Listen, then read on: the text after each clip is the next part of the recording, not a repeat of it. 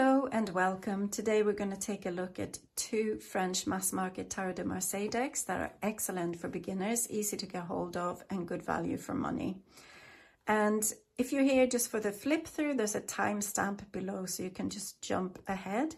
But I just wanted to briefly introduce these two decks and talk about what sets them apart and makes them good for beginners. So first of all, they're basically true to the Nicolas Convert style of Marseille Tarot, which is basically the most common standardized style. So that makes them excellent for anyone who's just starting out because the symbolism is well recognized and talked about in all the beginner books. Secondly, they are really good quality. The first one by Colette Sylvestre, let's talk about this one first, is basically a facsimile of the 1930 Grimaud version of the Nicolas Convert. So it's got like this antique look to it, sort of parchment colored backs or backgrounds in the cards.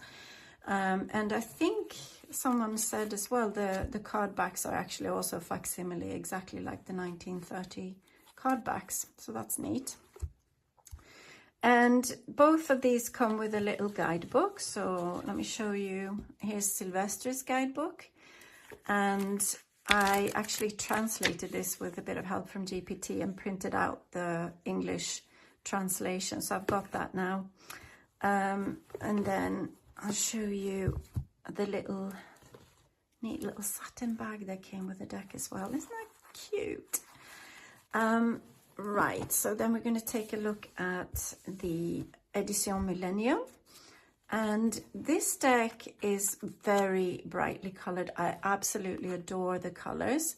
The other thing that sets this deck apart is it's connected with sacred geometry. So Wilfred Audouin is a sacred geometry specialist, and he's worked out that all these drawings are related to sacred geometry, and he has a big, massive theory about this, which I haven't, to be honest, checked out yet. I just really love the artwork. It's almost psychedelic. It's so vivid.